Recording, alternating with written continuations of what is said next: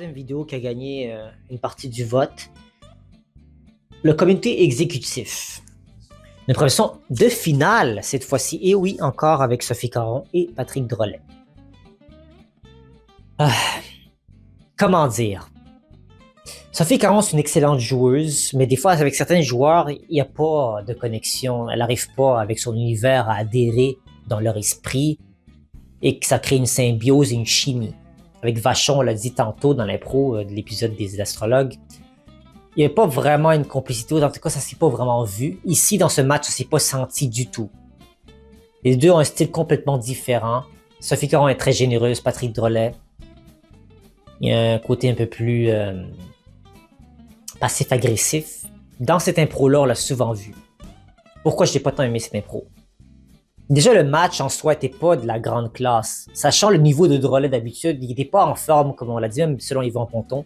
Il n'était pas très en forme durant ce match-là.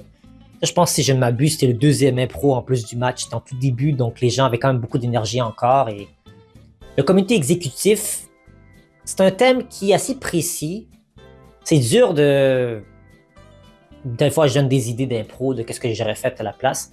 En toute honnêteté, ce qu'ils ont fait, c'était simple, c'était pas trop compliqué, ils voulaient pas trop s'en mêler les pinceaux et je les salue pour ça. C'est pas ici, tu vois, c'est pas la simplicité le problème dans cette impro-là, à mon sens. C'était le malaise dans l'impro. Donc, c'est quoi l'impro, l'assaut d'impro? C'était une demoiselle qui était interprétée par Sophie Caron qui poussait des chaises, qui préparait en fait une salle de conférence avec du café et tout ça pour des gens qui vont venir faire un meeting supposément. Politique, évidemment, voilà, l'affiliation. Et il y avait son patron qui était là, qui était joué par Patrick Drolet, qui se faisait annoncer par Sophie Caron qui se faisait congédier, en fait, que il faut prendre la place à du nouveau, minorité visible et tout ça, bon. Et Patrick Drolet l'a bien pris son personnage. Oh, je suis renvoyé. C'est correct, ça me dérange pas. Comme on a dit, il faut qu'il y ait un conflit dans une impro. C'est souvent ça qui marche dans une impro, c'est qu'il y a conflit, c'est qu'il y a clash d'idéologie. Ici, il n'y a pas vraiment de conflit. Fait que là, Sophie Caron s'est retrouvée dans une situation dans laquelle, ok, il faut que je gagne du temps, il faut que je trouve une manière de rester dans la pièce et tout. Comment je fais pour maintenir la conversation, pour regarder? Puis même Patrick Drolet ne semblait pas tant l'aider que ça. Il semblait un peu comme... Pourtant, pour un personnage, selon le personnage qu'il jouait, c'est un personnage qu'il a depuis longtemps dans l'entreprise et tout d'un coup, ça lui fait rien de se faire envoyer par son employé. Moi, personnellement, c'est... Bon, dans le contexte de l'impro ici et des personnages, je l'aurais pris d'une certaine façon. Tu sais, mon employé qui me vire et qui devient le nouveau patron à ma place, moi qui ai mis de l'énergie dans cette entreprise pendant des années et tout ça, j'ai été dévoué, puis comme ça qu'on me jette comme un vieux Kleenex, comme une vieille chaussette. Lui, il l'a pas pris mal, et après, c'est ça que je veux dire avec le côté passif-agressif du personnage de Patrick Drolet. Il dit « Oh, il y a des meilleures choses qui vont m'attendre après.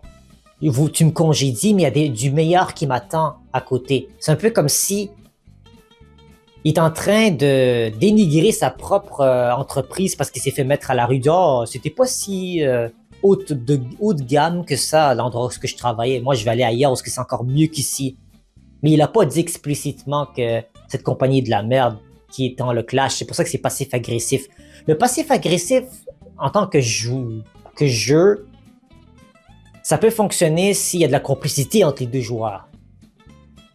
De faire des petits jabs, comme on dit, des petits coups bas comme ça entre joueurs, un peu avec Cochrane et Drolet. C'était ça. Il y avait beaucoup d'agressivité passive dans ce match, mais ça fonctionnait parce qu'il y avait de la complicité, même malgré le fait que les deux joueurs se détestaient. Ici, il n'y avait pas de complicité entre Drolet et Caron et l'agressivité passive dans cette impro-là se faisait pas ressentir pareillement. Même les derniers mots de l'impro, c'était Caron qui s'éloigne de la pièce et dit « Ok, bye ». Vous comprenez? Revoyez l'impro, revoyez le match, le deuxième impro de ce match. Ça semblait inachevé. C'est comme si Caron cherchait de quoi dire, mais elle n'avait rien. Tu sais, un personnage qui te répond, ah, moi, il y a quelque chose de mieux qui m'attend là-bas. Tu sais, il y a une nuance ici que j'ai pas touchée. En impro, c'est pas comme dans la vraie vie. Dans la vraie vie, peut-être que tu pourrais parler comme le personnage de Patrick Drolet, puis jouer la passif agressif, puis...